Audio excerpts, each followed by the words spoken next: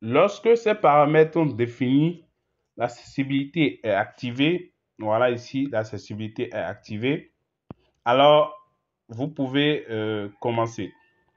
Donc ici, on fait un retour en arrière. Voilà, on a nos contacts qui sont sélectionnés et vous cliquez sur le bouton NES. Ici, vous avez deux modes d'envoi, deux options d'envoi. Il y a l'option General Mode, il y a l'option Advanced Mode. General Mode use to send text or image with caption to save contact. L'option numéro 1, ça permet d'envoyer des messages à des contacts qui sont déjà enregistrés sur votre téléphone. Des images, textes ou bien images. Des images, je dis encore, ça permet d'envoyer des textes ou bien des images sous forme de messages à des contacts qui sont déjà enregistrés sur votre téléphone. L'option avancée, qui est Advanced Mode, ça permet d'envoyer des messages avec beaucoup de fichiers à des numéros inconnus. Donc, je ne vous conseille pas trop l'option 2.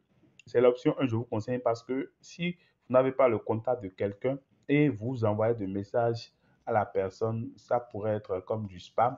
Vous comprenez un peu.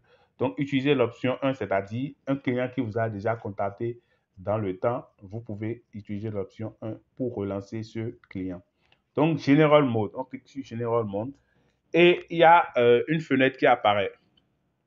Ici, je vous explique. La partie message box ici, c'est pour envoyer des messages. Ici, par exemple, on peut dire salut. Ceci, non, on va dire comment vous allez. Voilà. Donc ici, vous écrivez votre message. Vous pouvez ajouter des tags. Ici, par exemple, add tag name for contact name. Par exemple, ici maintenant, si on veut dire, si vous avez enregistré le numéro de la personne sous un nom, pour afficher le nom, lorsque l'application va vouloir envoyer le message, vous mettez dièse, vous mettez name. Là, ça va écrire le nom de la personne. Par exemple, ici, on va mettre salut, dièse, name. Voilà. Donc, ici, par exemple, si le contact a été enregistré au nom de Boss Multiservice, ça va dire salut Boss Multiservice, comment vous allez? Vous comprenez un peu? Il y a la partie pour sélectionner les photos. Ici, vous cliquez là pour sélectionner les photos. Add option to insist on subscribe, c'est-à-dire vous cochez la case là, c'est pour mettre un lien de désinscription. Vous comprenez un peu? Vous pouvez le faire comme vous voulez. Ici, enable random coder, c'est-à-dire envoyer les messages de façon aléatoire. L'option 3 ici, remove no WhatsApp contacts, c'est-à-dire vous dites à l'application de supprimer les contacts qui ne sont pas sur WhatsApp. Donc, ça fait le point total selected 5, total send 0, not found 0. Voilà. Donc, ici, vous décidez d'envoyer par WhatsApp simple, l'application WhatsApp officielle ou bien l'application WhatsApp Business. Nous, on va le faire avec WhatsApp Business. Il y a l'option 1, l'option 2. Donc, ici, vous laissez sur l'option 1. Ici, par exemple, avec le bouton de calendrier là, vous avez la possibilité de voir un peu. Vous avez la possibilité de programmer l'envoi. Voilà. Oops, this is un petit peu ça new template.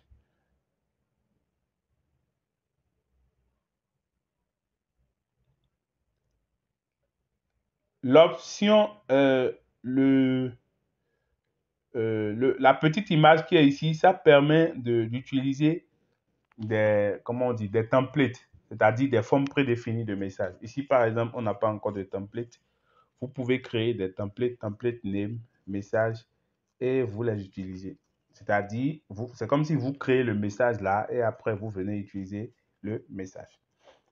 Donc ici, nous, on a déjà sélectionné salut name, comment vous allez. Puis, vous cliquez sur Start. Quand vous cliquez sur Start, ça commence par envoyer automatiquement les messages. Ici, maintenant, nous, on a sélectionné 5 contacts. Vous allez voir que ce serait très rapide. Quand je vais cliquer sur Start, ça va envoyer les messages automatiquement. Donc, on va faire l'essai Start.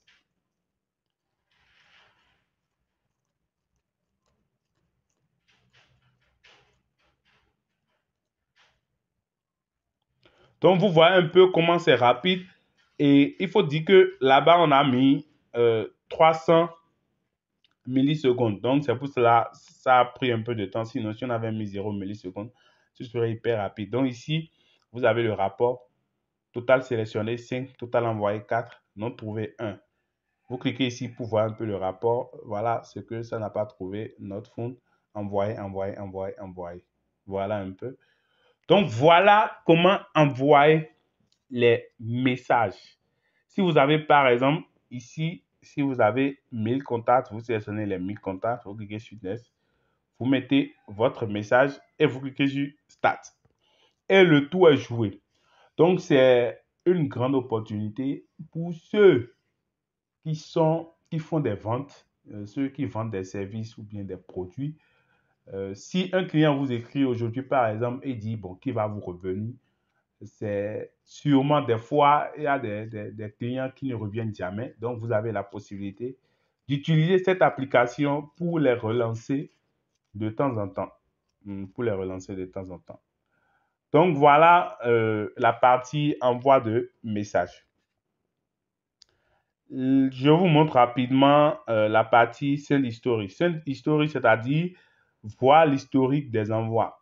Ici, vous pouvez voir l'historique des envois, c'est-à-dire le nombre de messages envoyés et les détails. Donc ici, par exemple, total send message 4.